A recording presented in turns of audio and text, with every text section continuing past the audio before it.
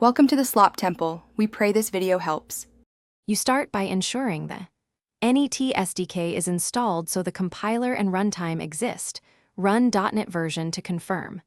Next, install Visual Studio Code and add the C# extension to get IntelliSense, OmniSharp, and the debugger.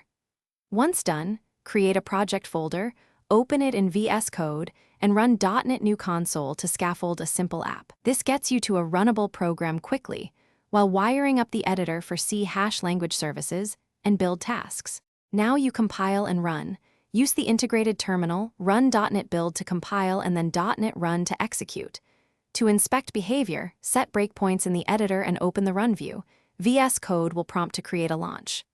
JSON which configures the debugger.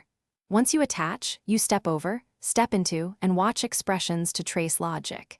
If you need libraries, add them with .NET add package and rebuild. Make sure OmniSharp finishes, loading so IntelliSense and debugging work smoothly. To finalize, run .NET Publish with your target framework and runtime to produce deployable files. Choose configuration release for optimized binaries. Make sure launch. JSON and tasks. JSON reflect your build and debug commands so debugging matches publish settings. If something breaks, inspect the OmniSharp output and restart the language server. It often resolves missing IntelliSense or debugger attachments. Also verify your path points to the intended .NET SDK version. Because